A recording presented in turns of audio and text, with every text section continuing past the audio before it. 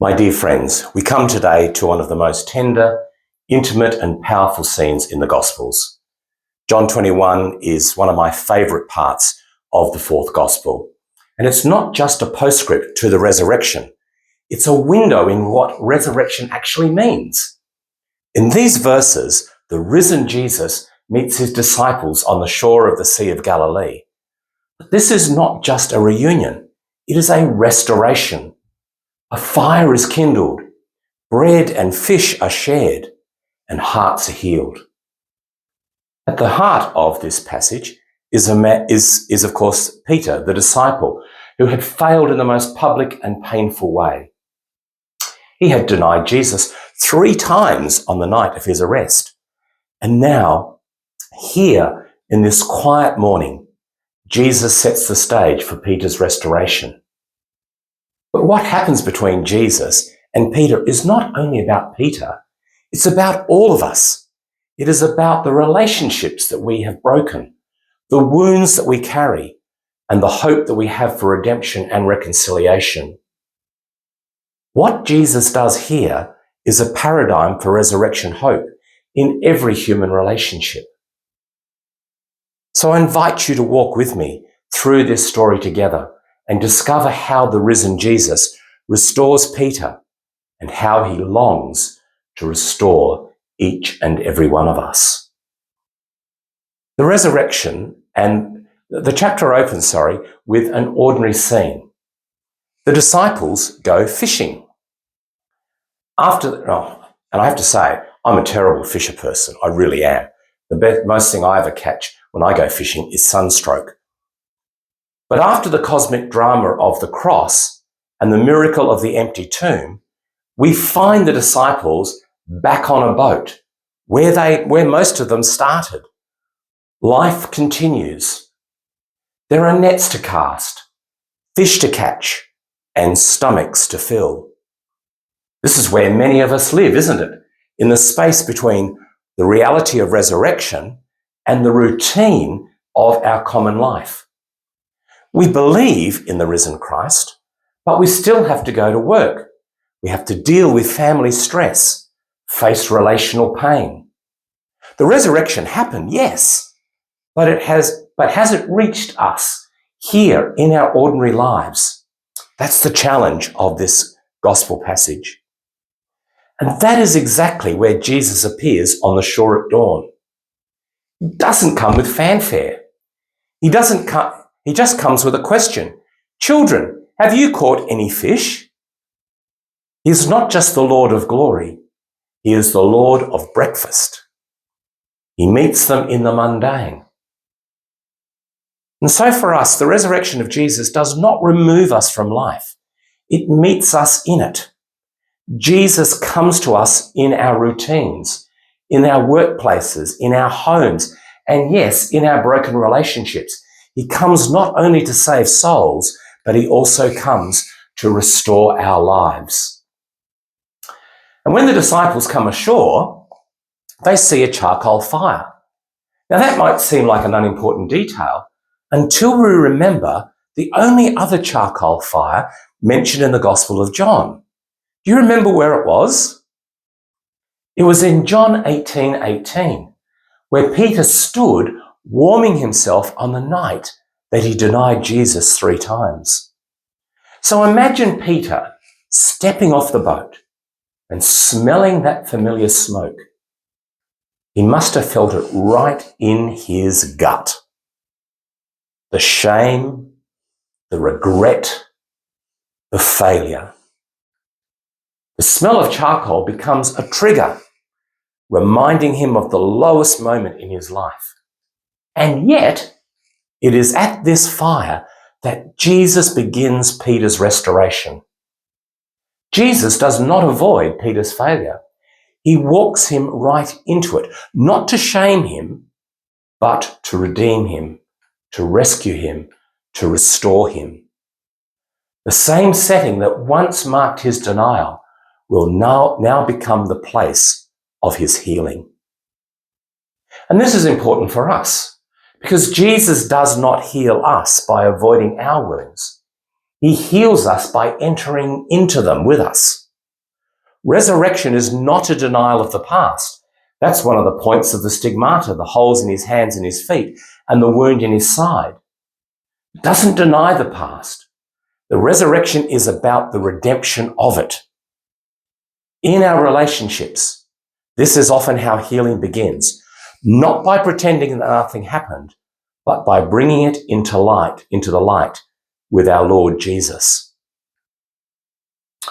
After breakfast, Jesus takes Peter aside. 3 times he asks, "Simon, son of John, do you love me?" And 3 times Peter replies, "Yes, Lord, you know that I love you." 3 denials are met with 3 affirmations. Jesus is not being cruel. He is being thorough. Every wound must be tended. Every betrayal must be answered with grace. Notice what Jesus doesn't say. He doesn't say, "Are you sorry?" Or, "Will you try harder?" He says, "Do you love me?"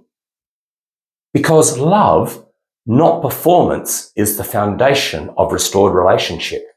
Jesus is not interested in making Peter feel worse. He is interested in restoring him to love, purpose, and ultimately trust. Then, after each answer, Jesus gives a commission to Peter: "Feed my sheep." The man who denied Jesus is now entrusted with his flock. That is resurrection grace. That is the power of restoration. Not only forgiveness, but a future. The other aspect of the 3 "do you love me" questions is what we miss in the translation. In English, we only have one word for love, and we have to work out what the word means in its context. In Greek, there are 3 words: agape, phileo, and eros. The first always refers to God's love and is the purest and highest form of love. The second defines love in a relationship between spouses, friends, siblings, etc. The third is about desire. It does include sex, but it's more about desire than simply sexual actions, and we get the word erotic from it. And Jesus asks Peter twice, "Do you agape me?" And Peter replies, "Lord, you know I phileo you." Peter is unable to express his love for Jesus. He still expresses it, but he's not able to express it as completely as Jesus expresses his love for Peter. This is important because God's love for us is so much greater than what we can ever express towards God. And then Jesus meets Peter where he is at. The 3rd time he says, "Do you phileo me?" Peter replies, "You know I phileo you." Jesus and Peter are restored and are at the same place in their relationship with each other. True reconciliation. This is great for us, isn't it? In our broken relationships, the path to healing often begins not with justice, but with love. We want to fix things by proving our case, defending our actions, or demanding apologies. But Jesus starts with the heart. Do you love me? Love is what makes restoration possible. After this deeply personal moment, Jesus turns Peter's eyes to the future. He speaks of the cost of discipleship. When you were young, you dressed yourself, but when you are old, you will stretch out your hands. That's in verse 18. This is a foreshadowing of Peter's martyrdom. Restoration is not just about comfort, it's about calling. Jesus restores Peter not to a safe life, but to a faithful one. Then he says the same words he said when he first called Peter, "Follow me." Restoration brings us full circle. The story begins again, but now Peter follows not as a proud, impulsive man, but as one who has tasted failure and grace. This means that resurrection doesn't erase the scars, but it does transform them. Peter will carry this story with him the rest of his life, not as a source of shame, but as a testimony of grace. Our broken relationships too can become sources of wisdom, humility, and witness, but only if we allow Jesus and his love to be at our centre. So let's try and draw this into our lives. Resurrection is not about going to heaven when we die. And in fact, it's very difficult to find in the New Testament anywhere that says resurrection is about going to heaven when we die. It's about what kind of people we are now, especially in our relationships. The risen Christ is still in the business of reconciling people. What he did for Peter, he wants to do for each and every one of us. He wants to rebuild marriages that have been scarred by betrayal. He wants to heal friendships broken by harsh words. He wants to restore trust between parents and children and reconcile churches torn by division. But to do that, we must follow the path that Jesus sets here. And to do that, we need to do a few things. The first thing we need to do is we must meet Jesus in our failure. Just like Peter, we need to come to the fire and allow Jesus to deal with the past, not hide from it. The next thing we have to do is we must speak truth in love. Restoration begins with honest conversations, but not with shallow peace. And we must ground everything in love, not just in being right, but in being loving. Loving of Jesus and of each other. We must accept the call to move forward.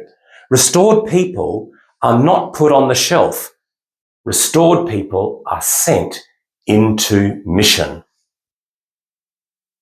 So, my dear friends, the resurrection of Jesus is not just a doctrine. It's a living, breathing power that heals the most broken parts of our lives. It healed Peter. It can heal you.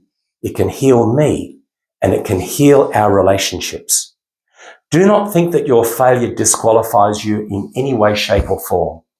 Peter failed spectacularly, and Jesus still called him to feed my sheep. Do not believe that your relationships are beyond hope. Jesus specializes in resurrection. Imagine what your life could look like if the resurrection touched not just your soul, but your relationships.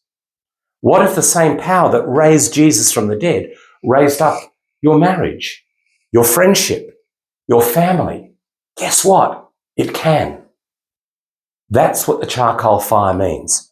That's what breakfast on the beach means. That's what do you love me means. Jesus is standing on the shore today. Jesus is calling your name. Come to the fire. Come to the grace. Come to the restoration. The only question we have to answer is, will we accept that invitation? The Lord be with you.